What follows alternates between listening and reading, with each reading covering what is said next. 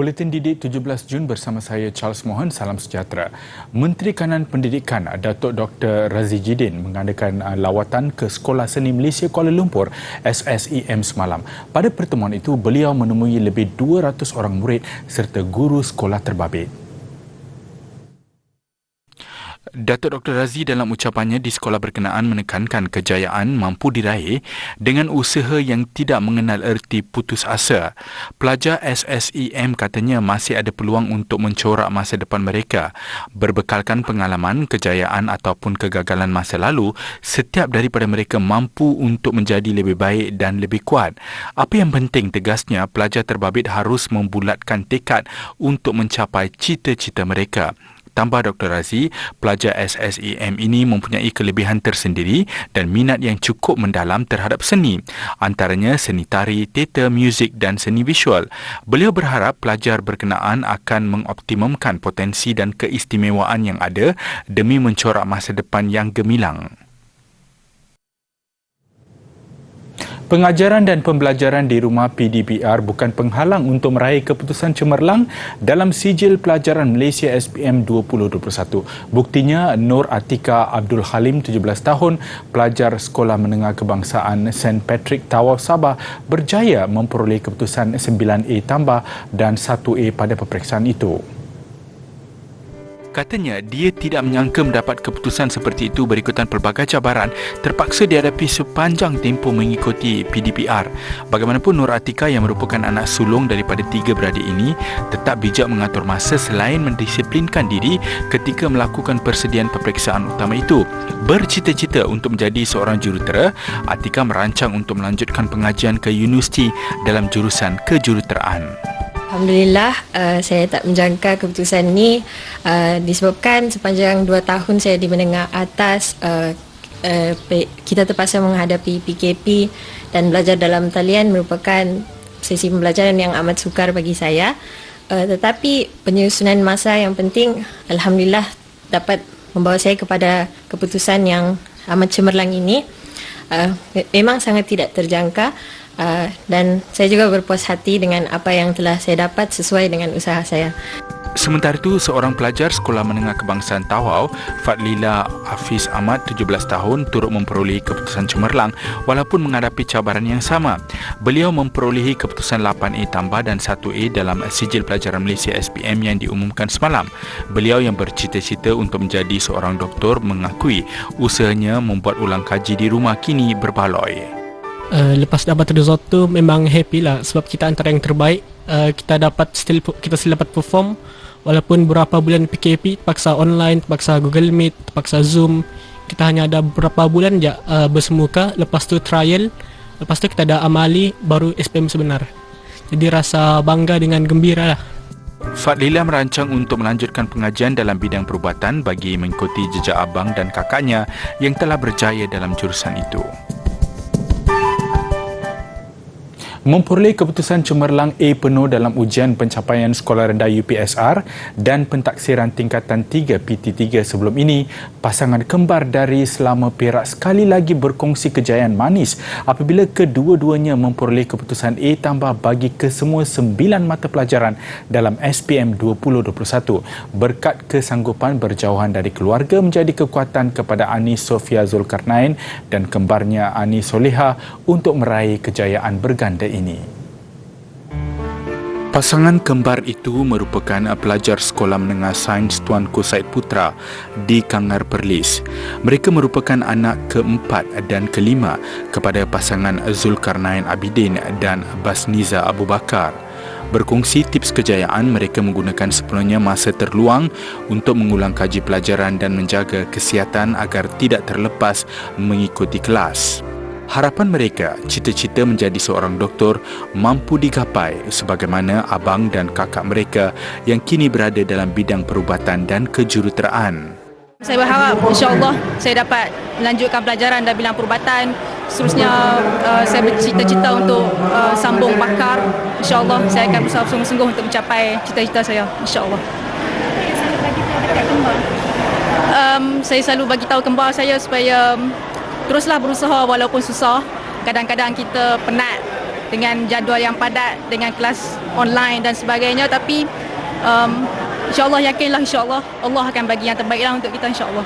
Saya jarang mengikuti tuition tambahan, cuma saya mengikuti kelas-kelas yang dilaksanakan PDPR dan juga PDPC.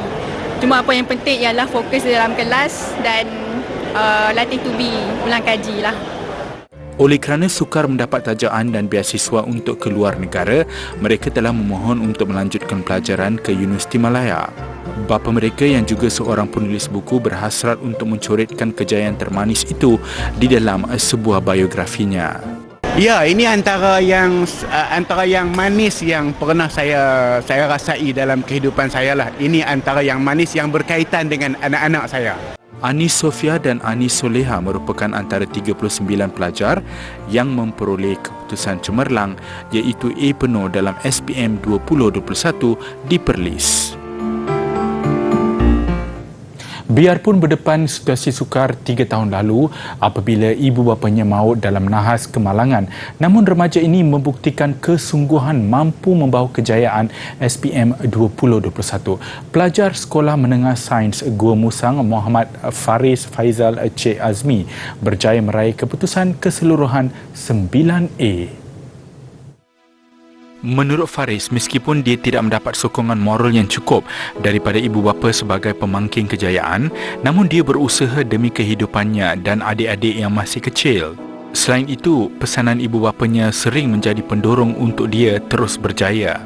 Walaupun tak ada sokongan moral cukup, tapi saya percaya diri lah. Maksudnya, usaha diri lah. Walaupun kurang sikit lah, orang lain ke dapat macam sokongan ibu bapa, tapi saya tak ada. Tapi saya masih hari ada keluarga adopt saya sini, jadi saya rasa tak kurang lah, jadi sama je.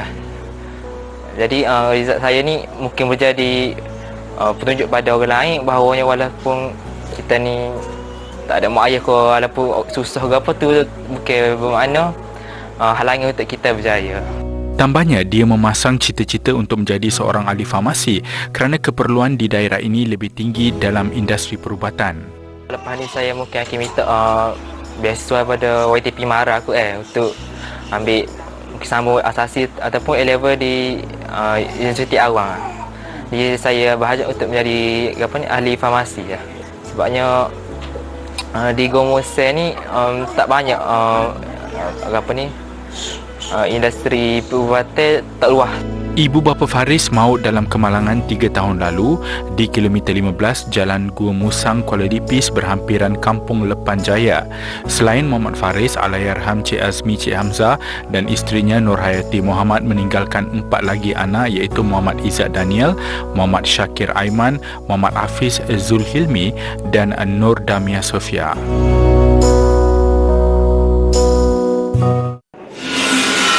Sementara itu, pengorbanan Hanafi Madmin hampir 2 tahun untuk memastikan kejayaan anak saudaranya Muhammad Arif Fahmi Muhammad Anwar nyata tidak sia-sia.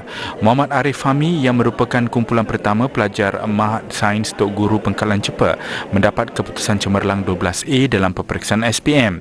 Meskipun abangnya yang juga bapa kepada Muhammad Arif sudah meninggal dunia hampir setahun lalu, beliau tidak pernah lelah memberi bantuan dengan upaya kudratnya. Gembira dan sedih lah, sebenarnya sedih sebab mula habis pun sudah meninggal. Dia pun pesan saya suruh tengok anak-anak dia lah, jadi saya hanya buat yang termampu lah. Dan Alhamdulillah lah, Muhammad Arif berjaya dapat 12A keputusan SPM. Asa down jugalah lepas mati ayah saya tu. Betul, saya pun anak sulung, jadi saya pun rasa saya tanggungjawab besar lah ke saya. Jadi saya pun belajar sungguh juga agar boleh result comel, betul boleh dapat mengaji jauh, lepas tu boleh kerja, dia boleh tampung keluarga saya. Bagi seorang lagi pelajar, Nik Muhammad Haikal Nik Azmi, dia mengakui sedikit mencabar ketika belajar dalam suasana Perintah Kawalan Pergerakan PKP. Mengaku memang agak susah bila masa untuk study dalam keadaan COVID sebab banyak kekangan lah, antaranya kekangan tempat yang tidak kondusif bagi saya untuk study. Tapi Alhamdulillah, saya memberikan sepenuh hati, sepenuh komitmen dalam study. Alhamdulillah saya berjaya pada hari ini. Ma'had yang ditubuhkan pada tahun 2017 adalah sekolah terbaik di bawah kelolaan Yayasan Islam Kelantan YIK yang mendapat grade purata sekolah GPS banyak 2.41.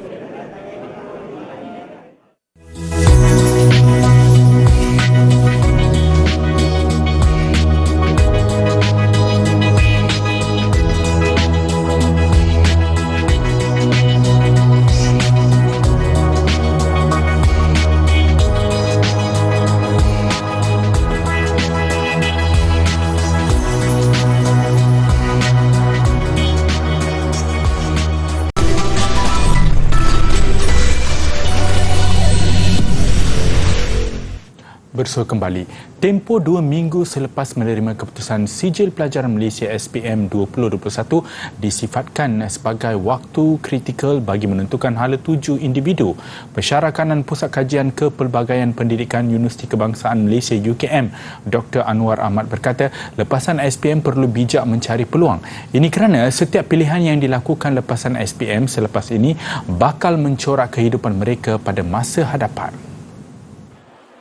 Katanya 33% daripada keseluruhan lepasan SPM bakal melanjutkan pelajaran ke universiti, manakala 66% lagi boleh mendapatkan seberapa banyak maklumat terutama dalam bidang kemahiran, teknikal, vocational dan keusahawanan. Ujarnya, negara memerlukan ramai pekerja berkemahiran tinggi pada masa hadapan. Mula mencari peluang-peluang yang ada, mungkin tidak masuk ke universiti kerana mungkin tidak cukup kelayakan kita dari segi akademik, tetapi saya percaya pada masa depan negara juga memerlukan ramai orang yang mahir dalam bidang teknikal dan vocational. Dan kalau kita lihat misalnya dalam bidang TVET ini, pendapatan lepasan TVET ini sekarang adalah cukup memuaskan, terutamanya dalam kemahiran-kemahiran yang cukup tinggi. Oleh itu, mereka disaran mendapatkan nasihat dari guru di sekolah atau pihak berkelayakan. Jelasnya, pelbagai agensi menawarkan kursus tertentu yang boleh menjadi pilihan lepasan SPM. Yang penting sekarang adalah anak-anak kita, para pelajar lepasan SPM, jangan bersedih kalau tidak dapat keputusan yang baik, tetapi mula mencari peluang. Di manakah peluang-peluang yang dapat mereka ikuti?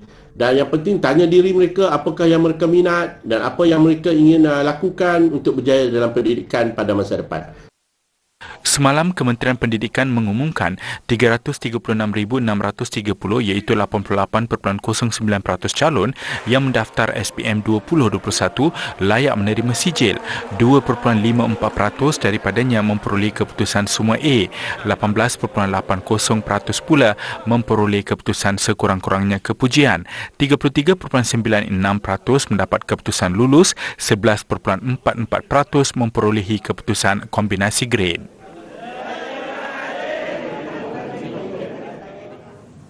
Biarpun sudah mencecah usia 77 tahun, seorang warga emas dari Taman Rambai Utama Paya Rumput Melaka sanggup menjaga 4 cucunya bagi memastikan kelangsungan pendidikan mereka. Hanya mengambil upah sebagai tukang urut wanita bersalin ke semua cucunya yang berusia antara 6 hingga 17 tahun diharap dapat membesar seperti kanak-kanak lain dan menamatkan pelajaran. Jawi Boya tekad memelihara 4 beradik Ahmad Nur Hakim, Ahmad Nur Hafiz, Ahmad Hairul dan Nur Azwa selepas pemergian ibu mereka Nur Hafizah Muhammad Yahya 38 tahun akibat penyakit buah pinggang Rabu lalu. Sekiranya Allah bagi ni umur panjang sikit lah, dia nak betul ke nak baikkan dia elok super macam orang lain juga. Dia nak super dia harapan kepada seorang lagi boleh belajar. Hari ni boleh dari upaya ikhtiar dan saya teruskan. Kalau katakan ini ada macam katakan JKM ke JPN ke bagi cadangan untuk tempat ke adik ke asrama ke dia dibagi ke macam mana, ataupun nenek memang nak akan bayar tempatkan kat rumah? Rasa biar naik jaga selagi hayat ni ada, dia nak jaga depan matris ni. Menurut Jawi, dengan pendapatan antara RM500 hingga RM600 sebulan, beliau mengamalkan perbelanjaan berjimat cermat demi memastikan cucunya itu tidak tercicir daripada sesi persekolahan. Jawi tidak menafikan ada beberapa pihak berhasrat mengambil cucunya sebagai anak angkat. Namun permintaan itu terpaksa ditolak kerana tidak sanggup berpisah dengan cucunya meskipun mengalami kesempitan wang. 4 cucu Jawi iaitu Nur Azwa dan Ahmad Hairul kini bersekolah di tingkatan 5 dan 4 di Sekolah Menengah Kebangsaan Bukit Rambai, manakala Ahmad Nur Hafiz bersekolah di tahun 4 di Sekolah Kebangsaan Bukit Rambai. Yang bongsu, Ahmad Nur Hakim pula belajar di Tadika Kemas Bukit Rambai.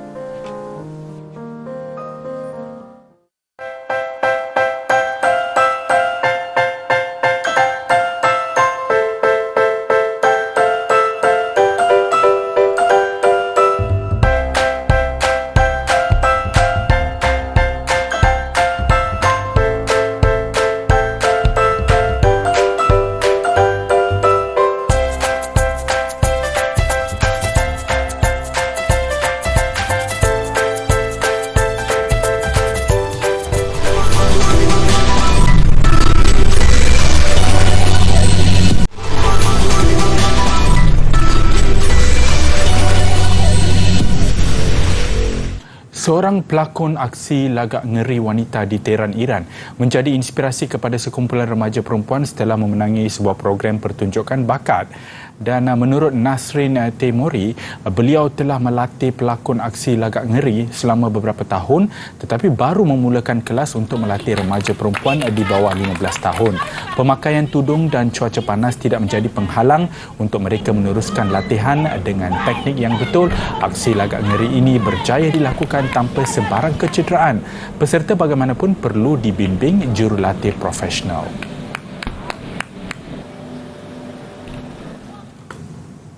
Jambatan kaca sepanjang 240 meter merentasi Lura Dash Bash Canyon di Georgia pantas menjadi tumpuan pengunjung sebaik dibuka kepada umum.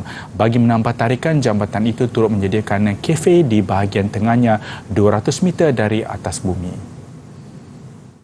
Jambatan ini terletak di kawasan semula jadi berhampiran tebing tinggi dan beberapa air terjun. Melaluinya, pengunjung boleh melihat kehijauan pokok-pokok di bawah kaki mereka. Yang pasti, ada di antara mereka sedikit gayat dan terketar-ketar ketika melalui jambatan ini. Begitupun, rata-rata pengunjung menganggap jambatan kaca ini memberikan mereka pengalaman yang amat berbeza. I think it will be the most Instagrammable place. It will be all over the internet. It's so beautiful.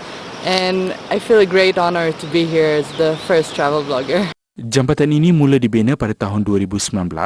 Ia selaras minat orang ramai ke arah eko-pelancongan. Setiap pengunjung cuma dikenakan bayaran $1 Amerika. Bagi yang lebih berani, mereka boleh melintasi tebing Lura dengan menaiki basikal. Nampak berbahaya, tetapi untuk keselamatan, setiap penunggang basikal diikat dengan tali. Suhu panas diiringi musim kemarau menyebabkan sebuah kampung di selatan Sepanyol seolah-olah tidak berpenghuni. Ramai penduduknya berpindah kerana kurang sumber air. Perkembangan itu menyebabkan Gocha sunyi sepi. Hampir tiada langsung kenderaan lalu lalang. Banyak kediaman dibiarkan kosong. Ketika kemuncaknya, terdapat 100 orang penduduk menetap di sini. Manakala jumlah mereka sekarang kurang 10 orang. Sungai di kampung ini kini kering kontang. Dan kini giliran kampungnya tidak berpenduduk. Over the years here, then that water supply ran dry because the level of the aquifer was dropping. That meant that there was no water left for the population of Gocha to grow their crops, to keep their animals, and so Gocha is now depopulated. Menurut Kementerian Perubahan Ekologi Sepanyol, 75% penduduk negara itu terdedah kepada kekeringan dan jumlah mereka semakin bertambah. Puncanya kerana perubahan iklim, eksploitasi ke atas sumber air dan aktiviti pertanian secara tidak terkawal. We can continue to live with a small amount of water, but nothing and nobody can live with no water. Di Sorba, sebuah kawasan berhampiran Gochar dan yang pernah mendapat bekalan air dari jirannya itu, cuaca panas menyebabkan jumlah penduduknya berkurangan hampir separuh kepada 2,471 orang. Seluruh kawasan pertaniannya turut kering kontang. Hai adik-adik, cikgu ingin menunjukkan cara mendarat nombor bulat dengan 100 dan 1000. 253 darab 100. Tulis semula nombor bulat tersebut 253 diikuti 2 sifar di belakang menjadi 25,300. Contoh lain pula 963 darab 1000. Sama dengan tulis semula nombor bulat 963 diikuti 3 sifar di belakang menjadi 963,000. Mudah bukan? Terima kasih.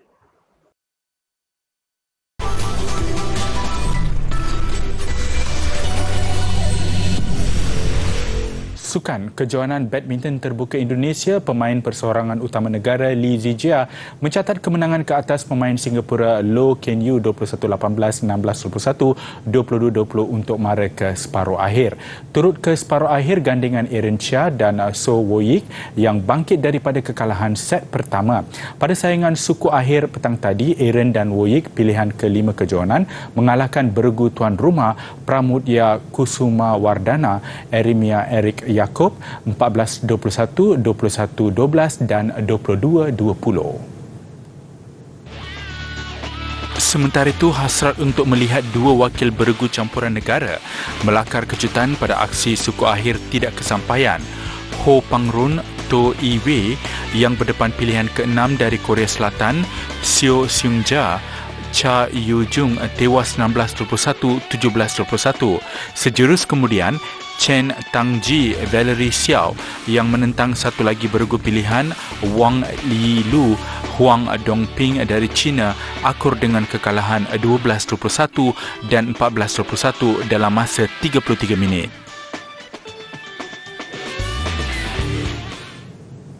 Seterusnya kita beralih ke Golf Grand Slam terbuka Amerika Syarikat. Pemain kelahiran Kanada Adam Hadwin mencipta kejutan apabila muncul selaku pendahulu tunggal. Dan pusingan pertama Hadwin mencatat 66 pukulan 4 di bawah par. Lebih mengejutkan kerana Hadwin dipanggil menyertai kejohanan ini selepas seorang pemain daripada pusingan kelayakan menarik diri kerana mengalami sakit di bahagian belakang badannya. Ia juga kali ketiga pemain dari Kanada sekurang-kurangnya berkongsi kedudukan pendahulu pada sebarang pusingan sepanjang 6 kejohanan Grand Slam sebelum ini. Catatan itu membantu Hadwin satu pukulan mendahului kelompok 5 pemain yang berkongsi tempat kedua. Antaranya Rory McIlroy. Saingan dijangka kian sengit dengan 7 pemain mencatat 68 pukulan 2 di bawah par dan 20 orang pemain mencatat 1 di bawah par.